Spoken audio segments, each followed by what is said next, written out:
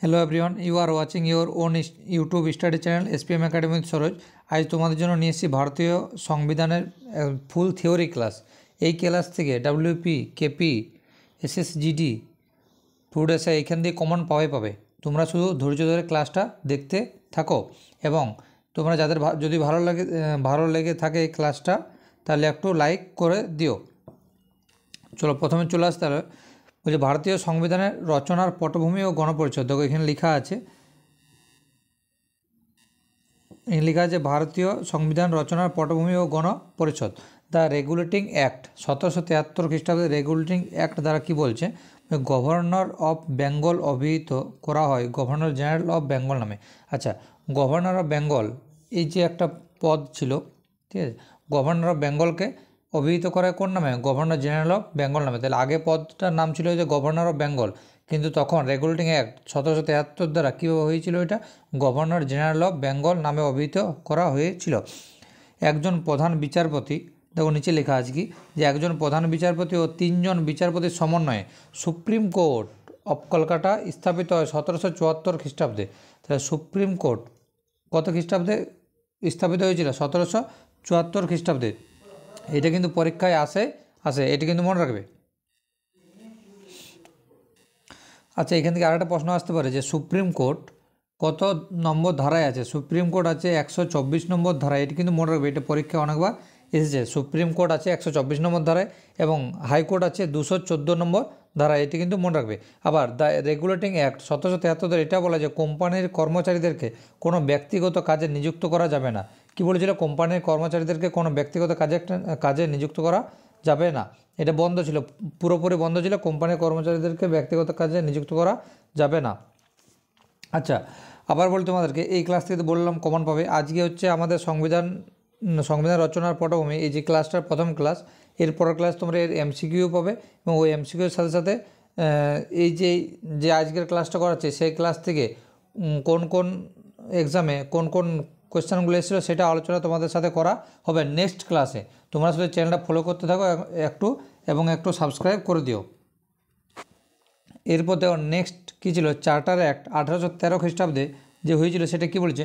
এই আইনের মাধ্যমে, মানে চার্টার অ্যাক্ট 1813 খ্রিস্টাব্দের এই আইনের মাধ্যমে ইস্ট ইন্ডিয়া কোম্পানির একচেটিয়া বাণিজ্যিক কার্যকলাপের অবসান ঘটে। একচেটিয়া বাণিজ্যের কার্যকলাপের অবসান ঘটে। একচেটিয়া যে কোম্পানিটি ছিল ইস্ট ইন্ডিয়া কোম্পানির একচেটিয়া বাণিজ্যিক, মানে একই রকম নিজেরাই বলতে গেলে নিজেরাই বেশিরভাগ বাণিজ্যিক জিনিসটা চালাতো, সেটার অবসান ঘটে। কোনটা? চার্টার অ্যাক্ট 1813 খ্রিস্টাব্দের দ্বারা। এরপর দেখো চার্টার অ্যাক্ট 1833 কী বলা হয়েছে? এই অ্যাক্টের মাধ্যমে গভর্নর জেনারেল অফ বেঙ্গলকে, আবার সেই জিনিস চলে এসছে, এই অ্যাক্টের মাধ্যমে গভর্নর জেনারেল অফ বেঙ্গলকে গভর্নর জেনারেল অফ ইন্ডিয়া নামে অভিহিত করা হয়। আচ্ছা, এই জিনিসটা বলতে তাহলে প্রথম আমাদের গভর্নর জেনারেল কে ছিল? দেখো এখানে লেখা আছে William Bentinck. Lord William Bentinck ছিলেন ভারতের প্রথম গভর্নর জেনারেল। সিভিল সার্ভেন্ট নিয়োগের জন্য অবাধ প্রতিযোগিতার ব্যবস্থা করা হয়। তাহলে যে সিভিল সার্ভেন্ট যে পরীক্ষা নিয়োগের জন্য কি একটা প্রতিযোগিতামূলক ব্যবস্থা করা হয়, মানে প্রতিযোগিতামূলক পরীক্ষার ব্যবস্থা করা হয় কত খ্রিস্টাব্দে? 1833 খ্রিস্টাব্দে। কোন অ্যাক্টের দ্বারা? চার্টার অ্যাক্টের দ্বারা। এরপর দেখো গভর্নমেন্ট অফ ইন্ডিয়া অ্যাক্ট 1858 দ্বারা। 1858 দ্বারা কী বলেছিল? যে গভর্নর জেনারেল অফ ইন্ডিয়া পদের নামকরণ করা হয় ভাইসরয় অফ ইন্ডিয়া। তাহলে আগে যে পদটার নাম ছিল গভর্নর জেনারেল অফ ইন্ডিয়া, তার নাম কী করা হয়েছিল? Viceroy of India. আচ্ছা, ভারতের প্রথম ভাইসরয় কে ছিলেন? ভারতের প্রথম ভাইসরয় ছিলেন লর্ড ক্যানিং, ছিলেন ভারতের প্রথম ভাইসরয়। ইন্ডিয়া কাউন্সিল অ্যাক্ট 1861 খ্রিস্টাব্দের দ্বারা কী হয়েছে? কলকাতা, বোম্বাই ও মাদ্রাজ হাইকোর্ট প্রতিষ্ঠিত হয়। তাহলে হাইকোর্ট কি বলছে? আবার বলছি, কলকাতা, বোম্বাই ও মাদ্রাজ হাইকোর্ট প্রতিষ্ঠিত হয়। তাহলে একটু আগে বললাম তোমাদেরকে হাইকোর্ট কত নম্বর ধারায় আছে? 214 নম্বর ধারায় কি আছে? হাইকোর্ট আছে। আচ্ছা, প্রশ্ন এটাও এসেছিল, ডাব্লিউবিতে এসেছিল যে হাইকোর্ট কত খ্রিস্টাব্দে প্রতিষ্ঠিত হয়েছিল? হাইকোর্ট প্রতিষ্ঠিত হয়েছিল 1861 খ্রিস্টাব্দে। এটি কিন্তু মনে রাখবে। হাইকোর্ট কত খ্রিস্টাব্দে প্রতিষ্ঠিত হয়েছিল? 1861 খ্রিস্টাব্দে। নিচে পড়ো দেখো যে ভাইসরয়ের হাতে অর্ডিন্যান্স, রুলস এবং অর্ডার জারি করার ক্ষমতা অর্পণ করা হয় কোন অ্যাক্টের দ্বারা? ইন্ডিয়া কাউন্সিল অ্যাক্ট 1861 দ্বারা। দেখো ইন্ডিয়ান কাউন্সিল অ্যাক্ট 1909 সালে যেটা হয়েছিল, তার ক্ষেত্রে কি বলছে? বলছি এই আইন মরলে মিন্টো সংস্কার আইন নামে পরিচিত। তাহলে ইন্ডিয়ান কাউন্সিল অ্যাক্ট 1909 সালে যেটা, এই আইনটা ইন্ডিয়ান কাউন্সিল অ্যাক্ট, এটা মরলে মিন্টো সংস্কার আইন নামেও পরিচিত। এটা কিন্তু পরীক্ষা আছে, এটা ডাব্লিউবিতে এসেছে, এটা ডাব্লিউবিতে এসেছে কোয়েশ্চানটা। তাই লর্ড মরলে ছিলেন সচিব এবং লর্ড মিন্টো ছিলেন ভাইসরয়। তাই লর্ড মরলে মিন্টো দুটো আলাদা আলাদা ব্যক্তি, দুজন হচ্ছে আলাদা আলাদা ব্যক্তি। তাই লর্ড মরলে কে ছিলেন, একজন সচিব ছিলেন, আর লর্ড মিন্টো ছিলেন ভাইসরয়। এবারও দেখো নিচে চলে এসে গভর্নমেন্ট অফ ইন্ডিয়া অ্যাক্ট 1919 সালে। আচ্ছা বলো তো 1919 সালে কী হয়েছিল? জালিয়ানওয়ালাবাগ হত্যাকাণ্ড হয়েছিল, এটা কিন্তু মনে রাখবে। তাহলে এই আইন মন্টেগু চেমসফোর্ড সংস্কার নামে পরিচিত। তাহলে এখান থেকে প্রশ্ন পেলাম কি, ইন্ডিয়ান কাউন্সিল অ্যাক্ট এটা মরলে মিন্টো সংস্কার আইন নামে পরিচিত, এবং Indian government of India act 1919 Jallianwala Bagh হত্যাকাণ্ড হয়েছিল। তাহলে গভর্নমেন্ট অফ ইন্ডিয়া অ্যাক্ট এটা, এই আইনটা মন্টেগু চেমসফোর্ড সংস্কার নামে পরিচিত। এই আইনের প্রেক্ষিতে সাইমন কমিশন ভারতে গঠিত হয়। এই আইনের প্রেক্ষিতে সাইমন কমিশন 1927 সালে গঠিত হয়। দেখো কী বলছে, গভর্নমেন্ট অফ ইন্ডিয়া অ্যাক্ট 1935-এ চলে এসেছে। এরপর কী বলছে যে এই আইনের মাধ্যমে, কী বলছে, এই আইনের মাধ্যমে পিছিয়ে পড়া শ্রেণী মানে ব্যাকওয়ার্ড ক্লাসেস এবং মহিলা ও শ্রমিক শ্রেণীর জন্য পৃথক নির্বাচক মণ্ডলীর ব্যবস্থা করা হয়। তাহলে এই আইনের মাধ্যমে, কোন আইনের মাধ্যমে না, গভর্নমেন্ট অফ ইন্ডিয়া অ্যাক্ট 1935 সালের এই আইনের মাধ্যমে পিছিয়ে পড়া শ্রেণী মানে ব্যাকওয়ার্ড ক্লাসেস, মহিলা এবং শ্রমিক শ্রেণীর জন্য পৃথক নির্বাচক মণ্ডলীর ব্যবস্থা করা হয়। আবার দেখো এটি কিন্তু খুব ভালো একটা প্রশ্ন, রিজার্ভ ব্যাঙ্ক অফ ইন্ডিয়া যেটা, এই কেন্দ্রীয় সংস্কারের মুদ্রা ও ঋণ নীতি নিয়ন্ত্রণের জন্য রিজার্ভ ব্যাঙ্ক অফ ইন্ডিয়া গঠিত হয় কত খ্রিস্টাব্দে? এটা কিন্তু ডাব্লিউবিতে এসেছে, আগে বছরই এসেছিল যে রিজার্ভ ব্যাঙ্ক অফ ইন্ডিয়া কত খ্রিস্টাব্দে গঠিত হয় আর কোন কমিটির সুপারিশে গঠিত হয়েছিল। তাহলে 1935 সালে রিজার্ভ ব্যাঙ্ক অফ ইন্ডিয়া গঠিত হয়েছিল। আচ্ছা, এই আইনের ভিত্তিতে পরবর্তীকালে ভারতের সংবিধান রচিত হয়, খুব একটা গুরুত্বপূর্ণ পয়েন্ট। কি বলছে, এই আইনের ভিত্তিতে পরবর্তীকালে ভারতীয় সংবিধান রচিত হয় কোন আইনের ফলে? গভর্নমেন্ট অফ ইন্ডিয়া অ্যাক্ট 1935 এই আইনের ভিত্তিতে পরবর্তীকালে ভারতীয় সংবিধান রচিত হয়। আচ্ছা এইখানে একটা কথা বলি যে ভারতের সংবিধান হচ্ছে পৃথিবীর বড় লিখিত সংবিধান। এরপর নিচে আসো, যুক্তরাষ্ট্রীয় আদালত, ফেডারেল কোর্ট এবং পরিবহন বিভাগ চালু হয় এই আইনে। তাহলে কি, যুক্তরাষ্ট্রীয় আদালত এবং পরিবহন বিভাগ চালু হয় এই আইনে, কোন আইনে? Government of India act 1935।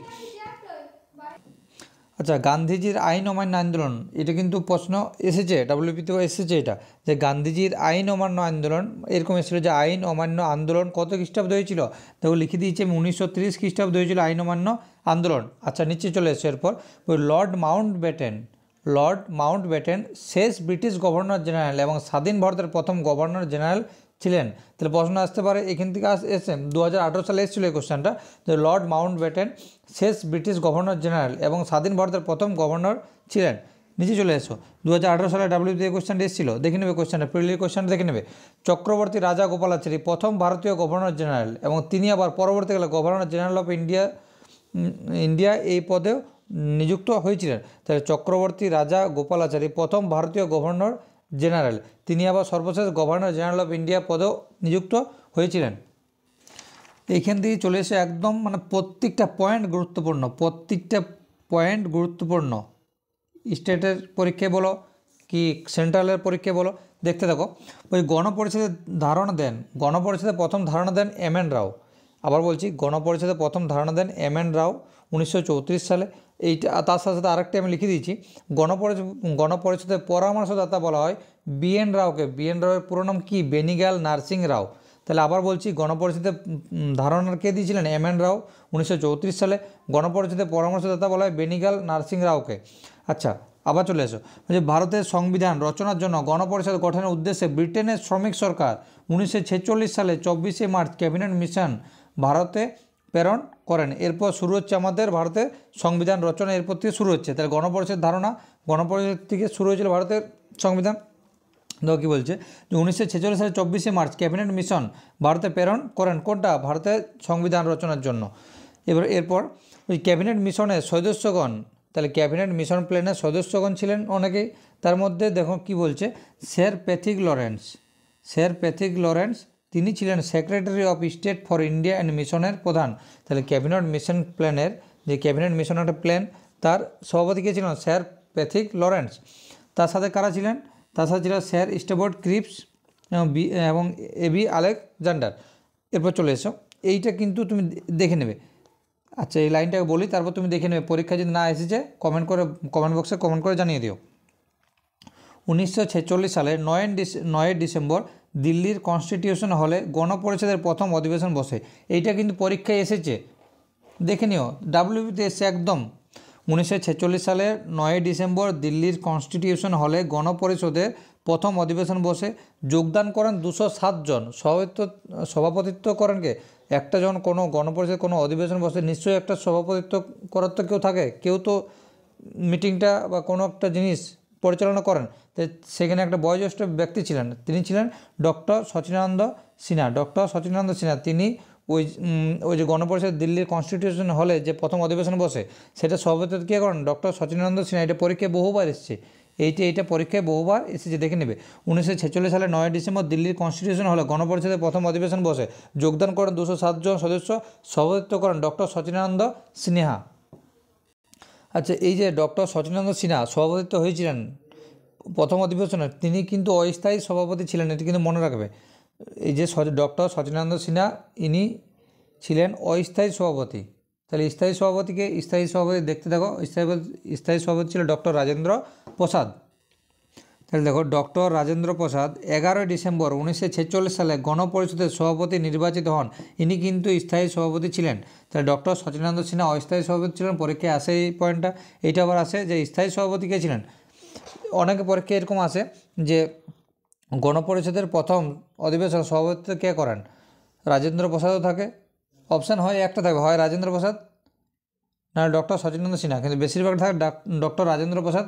Doctor Rajendra Prasad তোমরা রাইট দিয়ে আসবে। এবং ওই যে গণপরিষদের সভাপতিত্ব হয়েছিলেন ডক্টর রাজেন্দ্র প্রসাদ, এবং সহসভাপতি কে ছিলেন?